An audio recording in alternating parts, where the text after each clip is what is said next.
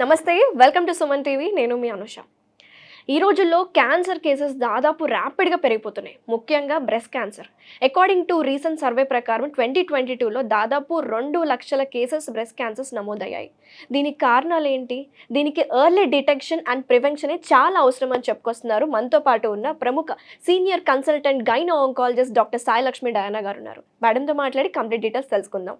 నమస్తే మేడం. నమస్తే మేడం, జనరల్గా క్యాన్సర్ కేసెస్ ర్యాపిడ్గా పెరిగిపోతున్నాయి మేడం. అండ్ లాస్ట్ సర్వేస్ 2022లో వాళ్ళు ఏం చెప్తున్నారంటే 13% కేసెస్ ఇంక్రీజ్ అయ్యాయంట. బ్రెస్ట్ క్యాన్సర్కి మీరు ఏమంటున్నారంటే సెల్ఫ్ డిటెక్షన్ అండ్ డయాగ్నోసిస్ అనేది చాలా ఇంపార్టెంట్ అని చెప్తున్నారు కదా మేడం. ఎలా చేసుకోవాలి ఏంటంటారు? బ్రెస్ట్ క్యాన్సర్ ఒక వీడ్ లాగా పెరిగిపోతుందండి. అంటే ఎందుకు ఇన్ని కేసెస్ చూస్తున్నామో అది చిన్న వయసులో మాకు కూడా మతి తిరిగిపోతుంది. అసలు చిన్న 18, 23, 25 ఈ ఏజ్లో కూడా బ్రెస్ట్ క్యాన్సర్ కేసెస్ కనిపిస్తున్నాయి. 18 that is the youngest I have seen. 18-year-old అమ్మాయికి రొమ్ము క్యాన్సర్ ఏంటి అని అసలు మైండ్ పని చేయలేదు అది చూస్తే. సో ఎందుకు ఇంత బ్రెస్ట్ క్యాన్సర్ పెరుగుతుంది అనేది మాకు కూడా పూర్తిగా అర్థం అవ్వట్లేదు. బట్ ఒబిసిటీ అండ్ లైఫ్ స్టైల్ చేంజెస్ ఆర్ ద రీజన్ అని అనుకుంటున్నాము. అండ్ హార్మోన్ తేడా కూడా చాలామంది యంగ్ అమ్మాయిల్లో చూస్తున్నాము. పీరియడ్ సరిగా రాకపోవడము, 2-3 నెలల వరకు రాకపోవడము, పీసీఓడి ప్రాబ్లంలో హార్మోన్ ఇంబ్యాలెన్స్ అని మేము మళ్ళీ దానికి హార్మోన్ ట్రీట్మెంట్ ఇవ్వడము అండ్ ఇవన్నీ చూస్తున్నాము. సో ఎవరైనా లావ్ అయిపోతున్నాను, పీరియడ్స్ టైం టు టైం రావట్లేదు అంటే యాక్షన్ ముందు తీసుకోవాలి. ముందే డాక్టర్ని సంప్రదించి లైఫ్ స్టైల్ చేంజెస్ పైన ఫోకస్ చేయాలి. అండ్ ప్రాబ్లం ఏంటి అంటే బ్రెస్ట్ క్యాన్సర్ని పట్టుకోవడానికి మేము చేసే పరీక్షలు అన్ని ఆప్షన్స్ లేవు మాకు. ఓకే, ఇప్పుడు ఎవరికైనా రొమ్ములో క్యాన్సర్ ఉందా, రొమ్ములో గడ్డు ఉంది లేదా రొమ్ములో నొప్పి ఉంది, మా దగ్గరికి వస్తారు. మేము చేయగలిగిన టెస్ట్స్ అలా స్కాన్ చేయొచ్చు, అల్ట్రాసౌండ్ స్కాన్ చేయొచ్చు. అల్ట్రాసౌండ్ స్కాన్లో క్యాన్సర్ని ప్రతిసారి పట్టుకోగలము అని లేదు. So ultrasound is not the best test. Mammogram చేయొచ్చు, మ్యామోగ్రామ్లో క్యాన్సర్ ఉంది అని ఈజీగా తెలిసిపోతుంది. బట్ ద ప్రాబ్లం ఏంటి అంటే మ్యామోగ్రామ్ చేసినప్పుడు బాడీలోకి ఎక్స్రేస్ వెళ్తాయి. ఆ ఎక్స్రేస్ మూలంగా రేడియేషన్ డ్యామేజ్ జరగవచ్చు. సో ఈ మ్యామోగ్రామ్ అనే పరీక్ష ద్వారా క్యాన్సర్ ఉంటే పట్టుకుంటాము, బట్ ఆ టెస్ట్ మూలంగా రేడియేషన్ బాడీలోకి వెళ్తుంది. అండ్ మూడవ విధానము ఎంఆర్ఐ స్కాన్ చాలా ఎక్స్పెన్సివ్ ఉంటుంది. అండ్ ఇంకొక ప్రాబ్లం ఏంటి అంటే ఎంఆర్ఐ స్కాన్లో క్యాన్సర్ కానిది కూడా క్యాన్సర్ లాగా అనిపించవచ్చు, because everything is very magnified. అంటే ట్యూమర్ లాగా అనిపించవచ్చు అంటారా? రొమ్ములో కొవ్వు చాలా ఉంటుందండి. రొమ్ములో 90% కొవ్వే ఉంటుంది. ఆ కొవ్వులో ఏదన్నా చిన్న గడ్డ ఉన్నా అది కొవ్వు గడ్డ లేదా క్యాన్సర్ గడ్డ అని ఎంఆర్ఐలో ఒక్కొక్కసారి మనకి తెలవదు. గడ్డ పెద్దగా మ్యాగ్నిఫై అయిపోయి కనిపిస్తుంది. సో అల్ట్రాసౌండ్ సరిగా డిటెక్ట్ చేయదు, మ్యామోగ్రామ్ డిటెక్ట్ చేస్తుంది, బట్ మ్యామోగ్రామ్లో ఎక్స్రేస్ ఉన్నాయి. ఎంఆర్ఐలో క్యాన్సర్ కాంది కూడా క్యాన్సర్ లాగా కనిపించవచ్చు. సో మా డాక్టర్స్కి కూడా ఇప్పుడు ఎవరైనా రొమ్ములో నొప్పితో గడ్డతో వచ్చినప్పుడు కొంచెం చేతులు కట్టేసినట్టు అనిపిస్తుంది. అండ్ ప్రతి ఒక్కరికి ఇలా టెస్టులు చేస్తూ పోలేము. అండ్ 90% రొమ్ములో గడ్డలు, రొమ్ములో నొప్పి కొవ్వు మూలంగా. ఓకే, బికాజ్ ఈ రొమ్ములో కొవ్వు కొంతమంది గట్టిగా ఉంటుంది. గట్టిగా కొవ్వు ఉన్న వాళ్ళకి పీరియడ్స్ ముందు విపరీతంగా రొమ్ములో గుచ్చినట్టు రకరకాల నొప్పులు వస్తూ ఉంటాయి. పీరియడ్ అయిపోయాక తగ్గిపోతుంది.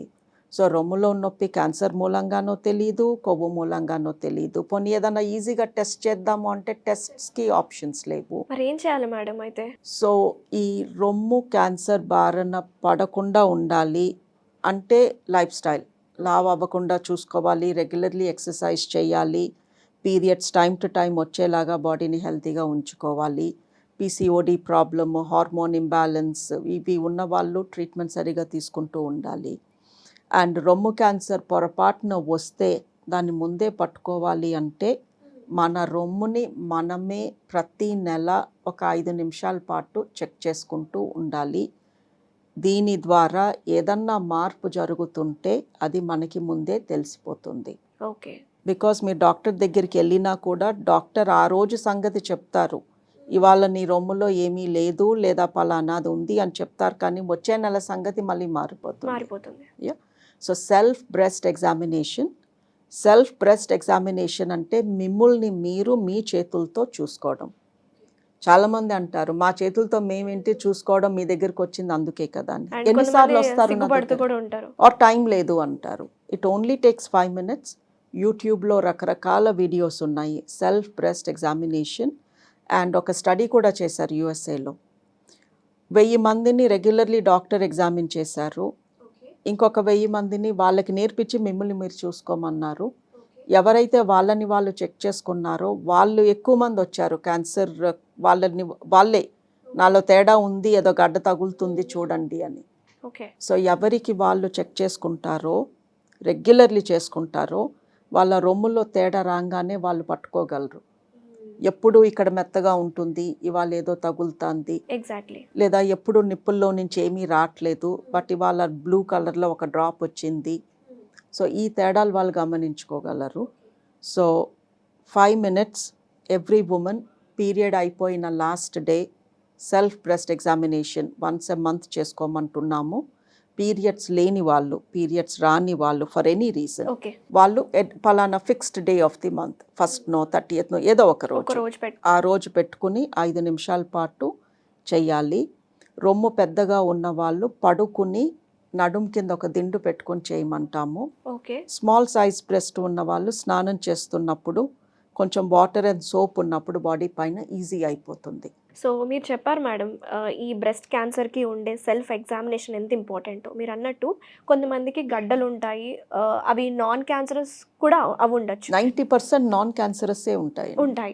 సో కొంతమందికి పస్ అని చెప్పారు కదా మేడం, బ్లూయిష్ డిశ్చార్జ్ అనేది అదే ఉంటుందా, ఇంకా వేరే అదర్ కలర్స్ కూడా డిశ్చార్జ్? నిపుల్ డిశ్చార్జ్ అంటామండి. పస్ రాదు. రాదు. యూజువలీ పస్ ఎప్పుడూ ఉండదు. బట్ చాలామంది లేడీస్కి నిప్పులు ఒత్తితే ఒక వాటర్ డ్రాప్ లేదా వాటరీ మిల్క్లో వాటర్ కలిపితే లైట్ yellow కలర్ లాంటి లిక్విడ్ వస్తుంది. That is very common. అది క్యాన్సర్ లక్షణం కాదు. బట్ ఈ నిప్పుల్ డిశ్చార్జ్ నల్లగా కానీ brown colour, red colour, pink colour వస్తే అప్పుడు కూడా క్యాన్సర్ అనేమీ కాదు. బట్ ఖచ్చితంగా వచ్చి చూపించుకోవాలి. అంటే పాల ట్యూబ్స్లో ఏదో తేడా ఉంది అని. క్యాన్సర్ వచ్చేది ఉంటే పాల ట్యూబ్స్లో వస్తుంది, కొవ్వులో రాదు. సో ఈ కొవ్వు గడ్డ ఉన్న వాళ్ళందరూ రిలాక్స్ అవ్వచ్చు, బికాజ్ అది క్యాన్సర్ కింద మారదు.